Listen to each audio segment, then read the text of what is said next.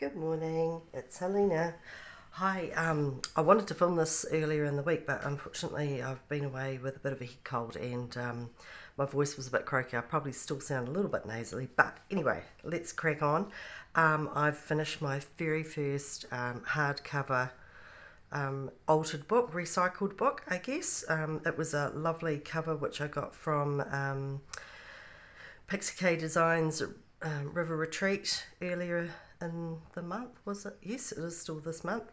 And I was a little bit scared, I have to say, a bit sceptical what to do with it because I hadn't done anything and I didn't want to wreck it. But at the end of the day, it's an old book, it was going to be thrown out, so I just got on with it.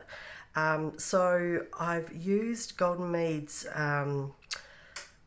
Writer's Attic kit, which is absolutely gorgeous, and I'll show you through what I ended up doing with it.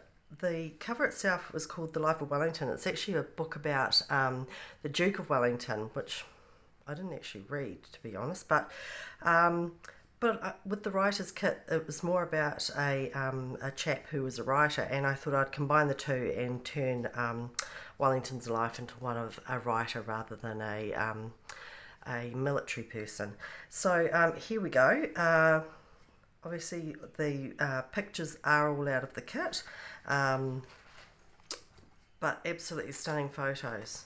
So just a quick little whirlwind. I ended up printing my own calico, so with archival ink, and then distressed it a little bit and made a dangle. I also made these little paper beads I found in my stash. I must have done them ages ago, and I found them and thought perfect for a writer's kit.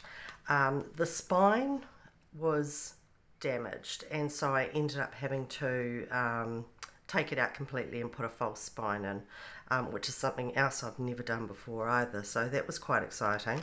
But I did recycle part of the spine, so I made it into a bit of a dangle and just backed it with a piece from the book. The book itself, the insert, was the paper was very, very brittle, and I ended up backing things with it and using it in a few bits and pieces, but I couldn't actually recycle it too much because it was quite damaged.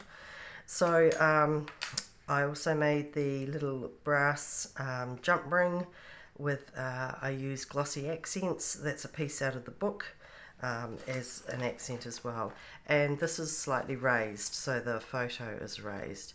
So the cover, then I made this, I try not to make it too chunky, a little, what do you call it, closure, which I'll show you how it opens shortly. Some dangles also out of the little paper beads that I had in my stash, and of course you can't go wrong with my little back piece.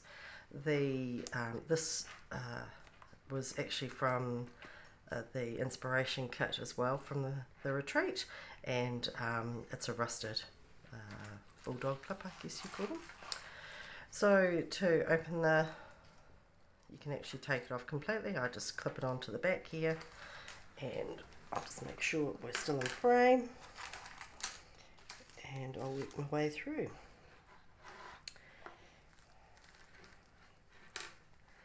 So as I said, it's a beautiful kit from Golden Mead Writer's Attic, which I'll link below.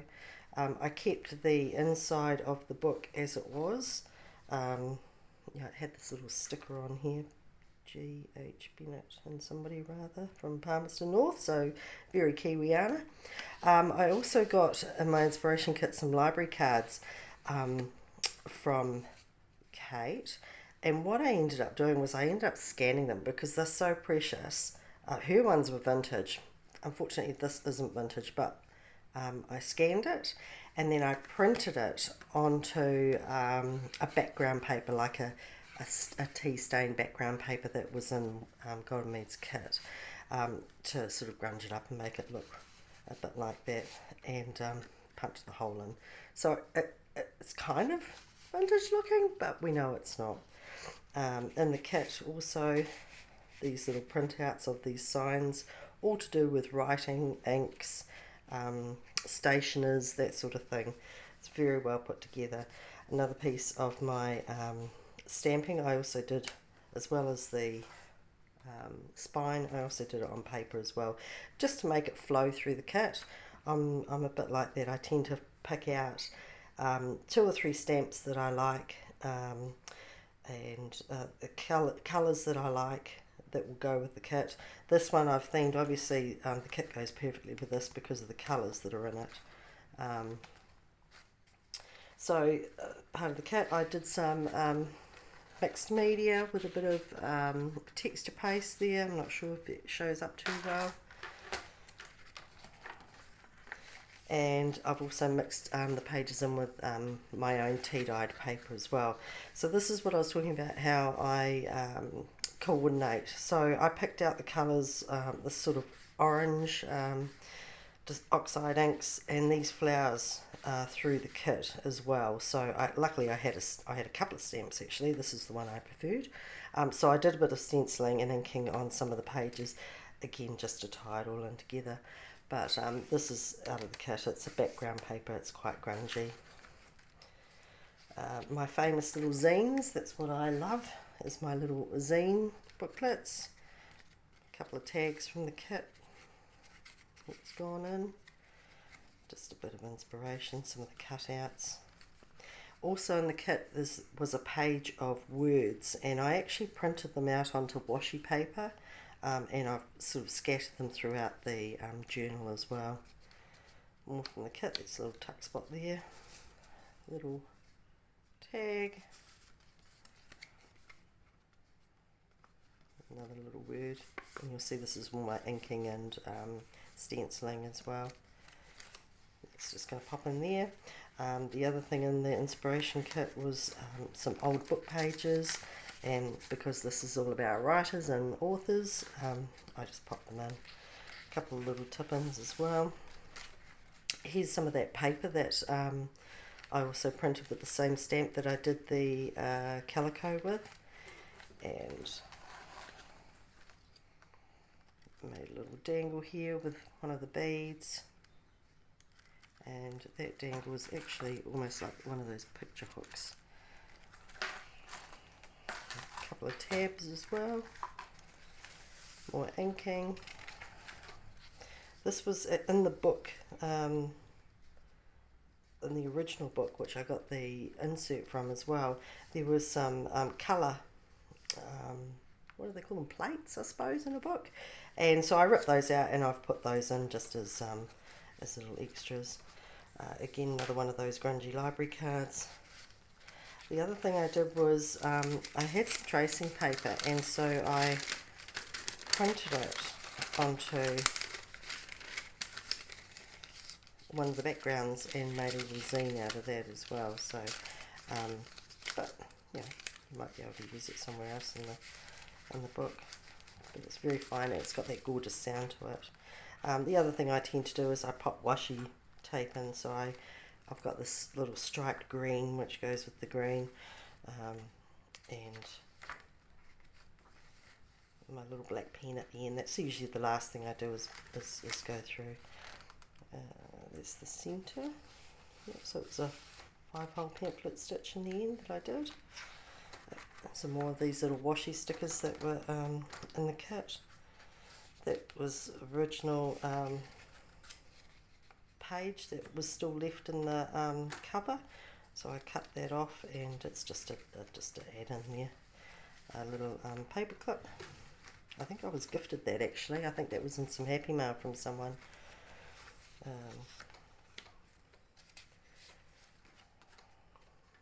Beautiful images. So this is the flower that I had the stamp for that I replicated with. Another one of the little tags, and another piece of the tracing paper. This is a background page out of the kit, printed on tracing paper. This was something a bit different. Another tip-in. This was actually from the book. It was a back page, which I thought kind of suited quite well. Some more stamping, inking. I also love to do stamps with the smushing technique with the distress oxides. So this is just done on watercolour paper. My little material tag there and images from the kit.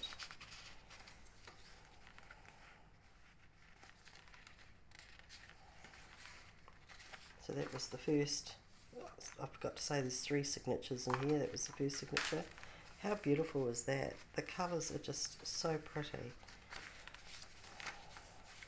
Beautiful vintage ledger. It was hard cake actually cutting this up. Oh my goodness, it was so scary, but I did it, and I like it. I like it a lot, and I don't know why we hold on to stuff, because, you know, it's not necessarily junk, but who's going to do anything? Like, who's going to do anything with it? That's what we're here for, right? Some more beautiful ledger. It's quite interesting. It was printed with 1902, so you could fill in the year, but obviously they've rolled over past 1920, and this one is 1930, August 4. A little, I found this in my stash. I don't even know where I got it from, but secured with a brad and a little tip out. She says confidently, now she can't get it back in.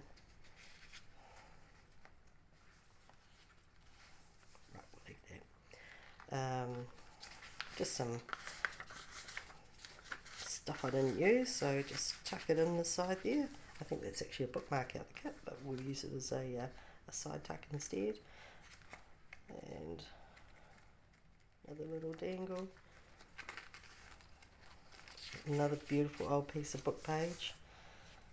The other thing I did was, this material is to strengthen some of the edges, was to glue these on as well, and so you'll see it just sits out the edge. I didn't want this journal to be overly feminine, is that the right word? So I didn't put lace and doilies and things in this one. I thought it was a little bit more of a masculine, even though it's got flowers in it, but I think the topic was what kind of structured it to be.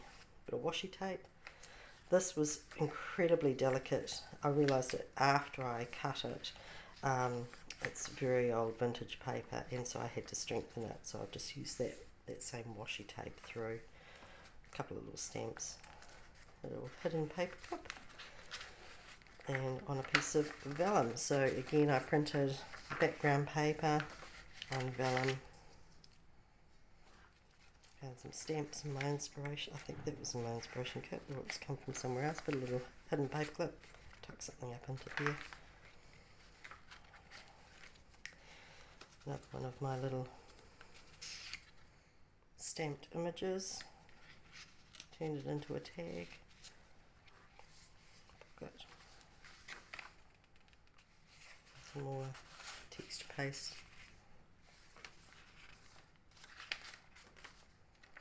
The other vellum. The other tipping.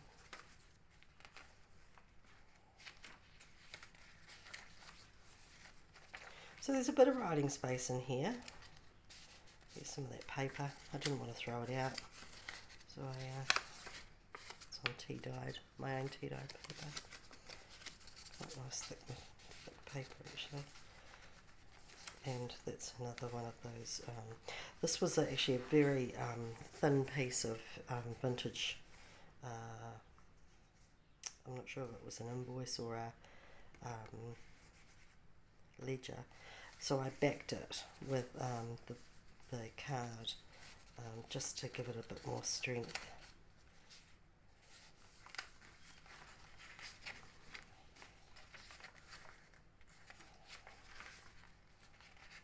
Oh, it's so beautiful. That was the second signature. We're getting through it now, so pretty much the same. I tried to move the stamping and stenciling around, so you know, some it's at the top, some it's down here, just to give it a bit of interest, but there is room to write. Here's another one of my stamping attempts.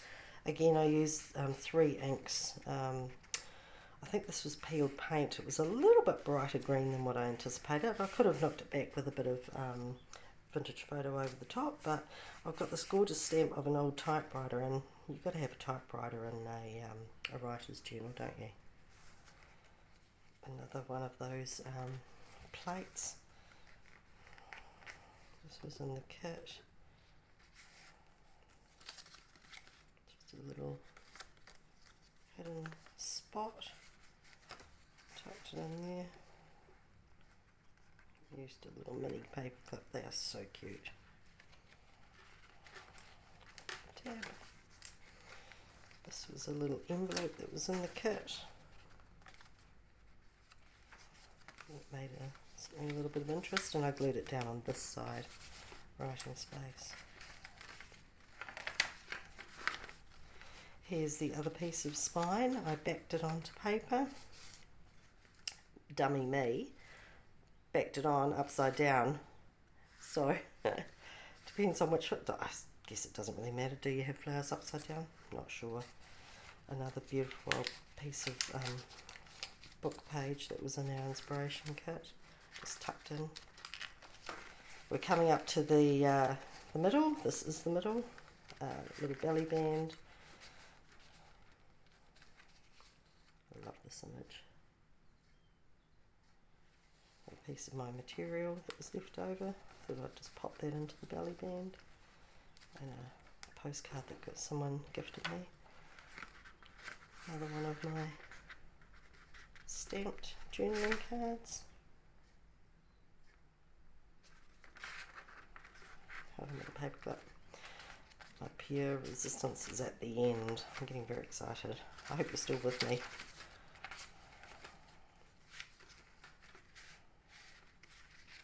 I quite like this one. It's got books on it.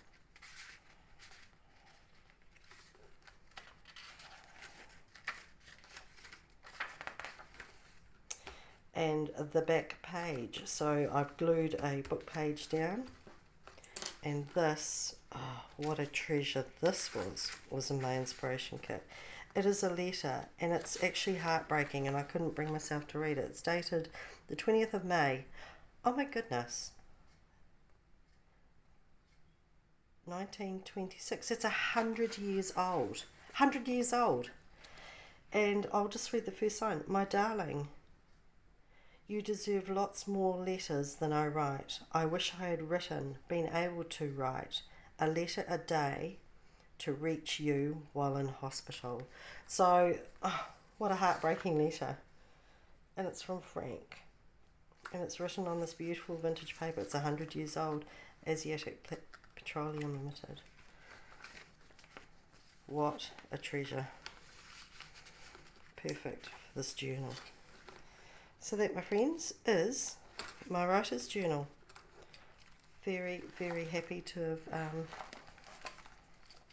finished it. Pretty pleased with the way it's come out.